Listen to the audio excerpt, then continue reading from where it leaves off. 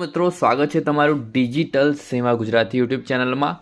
આજના વિડીયોમાં હું તમને સીએસસીથી તમારે અપાર આઈડી કાર્ડ આવે છે એને ઓનલાઈન કઈ રીતે બનાવવાનું છે આજના વિડીયોમાં હું તમને શીખવાડવાનો છું।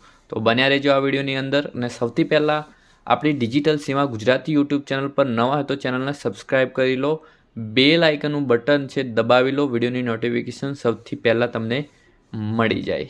તો ચાલો આપણે વિડીયો ચાલુ કરીએ। તો ભારત સરકારના કેન્દ્રીય શિક્ષા મંત્રાલય દ્વારા દેશભરના વિદ્યાર્થીઓ માટે એક મહત્વપૂર્ણ પહેલ છે। આ card one nation one student ID હેઠળ લાવવામાં આવ્યું છે, જે દરેક વિદ્યાર્થીઓને એકીકૃત ડિજિટલ ઓળખ પૂરી પાડે છે। આ યોજના હેતુ વિદ્યાર્થીઓને શૈક્ષણિક યાત્રાને સરળ અને સુવ્યવસ્થિત બનાવવાનો છે। ચાલો જાણીએ આ અપાર આઈડી કાર્ડ શું છે અને તેને ઓનલાઈન અરજી કેવી રીતે કરવાની છે એ પણ સીએસસીથી આજના વિડીયોમાં તમને શીખવાડવાનું છે। તો ચાલો સૌથી પહેલાં તો આપણે અપાર કાર્ડ શું છે એ પણ તમને જણાવી દો। અપાર કાર્ડ એ ઓટોમેટિક પરમાનન્ટ અકાઉન્ટ રજિસ્ટ્રેશન છે, જે દેશના તમામ વિદ્યાર્થીઓ માટે એક ખાસ ઓળખપત્ર છે। આ આઈડી કાર્ડ વિદ્યાર્થીઓને તમામ શૈક્ષણિક રેકોર્ડ્સ ડિજિટલ રૂપે એકત્રિત માટે પહેલ છે। હવે તમારા મનમાં એક પ્રશ્ન હશે કે અપાર આઈડી કાર્ડના ફાયદા શું છે? તો સૌથી પહેલાં જણાવી દઉં કે આ ડિજિટલ ઓળખ છે હવે વિદ્યાર્થીઓ માટે એક જ ઓળખપત્ર રહેશે, જે આખી શૈક્ષણિક યાત્રા દરમિયાન ઉપયોગમાં લેવામાં આવશે। આમાં મિત્રો ઝડપી પ્રવેશ, જેમ કે શાળા, કોલેજ અથવા યુનિવર્સિટી બદલવા દરમિયાન કોઈ તમારે ડોક્યુમેન્ટ્સની જરૂર પડશે નહીં।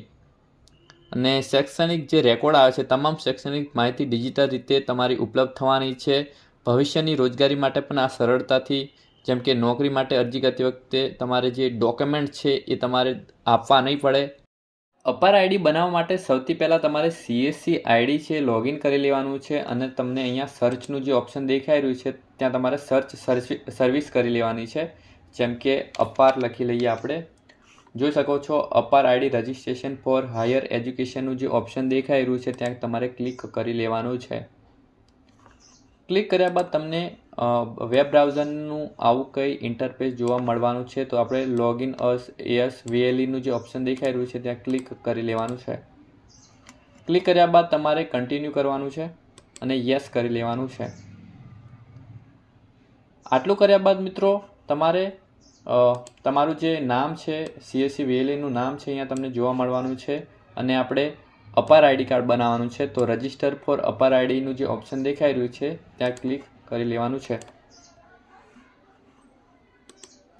હવે મિત્રો તમારે ડિજીલોકર દ્વારા સાઇનઅપ કરવાનું રહેશે, સાઇનિંગ અને સાઇનઅપ। જેમ કે સાઇનઅપ આપણે કરી લેવાનું છે, અહીંયા તમારો મોબાઈલ નંબર નાખીને પછી આઈડેન્ટિટી ટાઈપ તમારે સિલેક્ટ કરી લેવાનું છે। જે લોકોનો ઓલરેડી અકાઉન્ટ હશે તો સાઇનિંગ એક્ઝિટ અકાઉન્ટવાળો ઓપ્શન પર ક્લિક કરી લેવાનું છે। ક્લિક કર્યા બાદ તમારો અહીંયા મોબાઈલ નંબર છે એ નાખી લેવાનો છે। તો આપણે મોબાઈલ નંબર નાખી લઈએ। પછી જ્યારે તમે અત્યારે સાઇનઅપ કર્યું હતું ત્યારે પિન નંબર બનાવ્યો તો એ પિન નંબર તમારે નાખી લેવાનો છે। તો આપણે પિન નંબર નાખીને પિનલેસ પછી આઈ કન્સેન્ટ કરીને સાઇન ઇન કરી લેવાનું છે। હવે તમારા મોબાઈલ નંબર પર છે ઓટીપી આવવાનો છે, એ તમારે નાખી લેવાનો છે। તો ઓટીપી પણ આવી ગયો છે। હવે સાઇન ઇન કરી લઈએ। સાઇન ઇન કર્યા બાદ મિત્રો તમારે અલાઉ કરી લેવાનું છે। હવે તમારે અપાર રજિસ્ટ્રેશન ફોર્મ ખુલીને આવી જશે। તો તમારું અહીંયા છે ને નામ જોવા મળવાનું છે, તમારું જે જેન્ડર તમને જોવા મળવાનું છે, તમારી બર્થડે ડેટ, અને તમારે છે ને મિત્રો અહીંયા એડમિશન યર, તમે એડમિશન યર છે એ નાખી લેવાનું છે, જે તમારું એડમિશન યર હોય એ। ઓકે, એડમિશન યર નાખ્યા બાદ તમારે આઈડેન્ટિફાઈ ટાઈપ તમારે નાખવાનું છે। જેમ કે નંબર હોય તો તમારે અહીંયા આઈડેન્ટિફાઈ વેલ્યુમાં લખવાનું છે। રજિસ્ટ્રેશન નંબર હશે તો તમારે અહીંયા રજિસ્ટ્રેશન નંબર લખી લેવાનો છે। રજિસ્ટ્રેશન નંબર ન હોય તો તમારે એનરોલમેન્ટ નંબર પણ નાખી શકો છો, એડમિશન નંબર પણ નાખી શકો છો, અથવા નોન રાખવાનું છે, નોન। ઓકે, તો આપણે અહીંયા રજિસ્ટ્રેશન નંબર નાખી લઈએ, અથવા નોન રવા દેવાનું છે। તો આપણે નંબર નાખી લઈએ, જેમ કે મારો 44 છે। તો આઈડેન્ટિફાઈ વેલ્યુમાં જેમ કે રોલ નંબર છે એ પણ નાખી શકો છો। અહીંયા ગુજરાત સિલેક્ટ કરી લઈએ। આપણું સ્ટેટ ગુજરાત છે, પછી તમારું જે ડિસ્ટ્રિક્ટ લાગતું હોય ડિસ્ટ્રિક્ટ સિલેક્ટ કરી લેવાનું છે. અહીંયા તમારે ઓર્ગેનાઇઝેશનમાં તમારે જે સ્કૂલ કોલેજ યુનિવર્સિટી આવતી હોય એ તમારે નાખી લેવાની છે. ઓકે, તમારે સિલેક્ટ કરી લેવાની છે. જે તમને લાગતી હોય યુનિવર્સિટી જેમાં તમે અભ્યાસ કરતા હોય એ તમારે યુનિવર્સિટી છે એ નાખી લેવાની છે. આટલું સિલેક્ટ કર્યા બાદ તમારે સબમિટવાળા ઓપ્શન પર ક્લિક કરી લેવાનું છે. તો આપણું જે પેજ છે એ પે તરફ આગળ વધી જવાનું છે. હવે મિત્રો તમારે અહીંયા છે ને CSCનું જે આઈડી છે, આઈડી એટલે કે પાસવર્ડ છે, પાસવર્ડ નાખી લેવાનો છે. તો આપણે પાસવર્ડ નાખી લઈએ. પછી વેલિડેટવાળા ઓપ્શન પર ક્લિક કરી લેવાનું છે. હવે તમારા જે CSC વોલેટમાંથી છે ને 11 રૂપિયા જેવા કપાવવાના છે. તો અહીંયા તમારે વોલેટ પિન નાખી લેવાનું છે. તો ચાલો આપણે વોલેટ પિન નાખી લઈએ. વોલેટ પિન નાખ્યા બાદ તમારે પે વાળા ઓપ્શન પર ક્લિક કરી લેવાનું છે.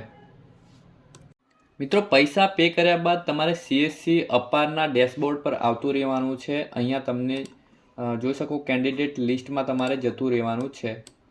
કેન્ડિડેટ લિસ્ટમાં ગયા બાદ તમે જોઈ શકો છો અહીંયા તમારી અપાર આઈડી છે એ અપાર આઈડી તમને અહીંયા જોવા મળવાની છે. પછી તમારું નામ, પછી આપણું સ્ટેટ પંચમહાલ છે, ડિસ્ટ્રિક્ટ, પછી પેમેન્ટ તમે ક્યારે કર્યું હતું એ પણ જોવા મળવાનું છે. પેમેન્ટ સ્ટેટસ એ પણ તમને જોવા મળવાનું છે. હવે અપાર આઈડી કાર્ડ કઈ રીતે ડાઉનલોડિંગ કરવાનું છે તો અહીંયા તમને 2 એક્શન તમને જોવા મળી રહ્યા છે. તો અહીંયાથી તમે ડાઉનલોડિંગ કરી શકો છો. જોઈ શકો છો આ જે પેમેન્ટ રિસિપ્ટ છે સ્ટુડન્ટની જે તમે રજિસ્ટ્રેશન કરી હશે એ, અને તમારે અપાર આઈડી કાર્ડ કઈ રીતે ડાઉનલોડિંગ કરવાનું છે PDFમાં. તો તમારે અહીંયા PDF વાળા ઓપ્શન પર ક્લિક કરશો તો આપણું PDF છે ડાઉનલોડિંગ થઈ જવાનું છે. જોઈ શકો છો આપણું અપાર કાર્ડ છે બની ગયું છે. તો મિત્રો આવી રીતે તમે અપાર આઈડી કાર્ડ બનાવી શકો છો CSC દ્વારા. આઈ હોપ કે તમને આ વિડીયો ઇન્ફોર્મેટિવ લાગ્યો હશે. ઇન્ફોર્મેટિવ વિડીયો સારો લાગ્યો હોય તો વિડીયોને શેર કરી, ચેનલ પર નવા હોય તો ચેનલને સબસ્ક્રાઈબ કરી બેલ આઇકનનું બટન છે દબાવી લો. વિડીયોનું નોટિફિકેશન સૌથી પહેલાં તમને મળી જાય. તો આવા વિડીયોની સાથે મળીશું. જય હિન્દ, જય ભારત, જય જય ગરવી ગુજરાત.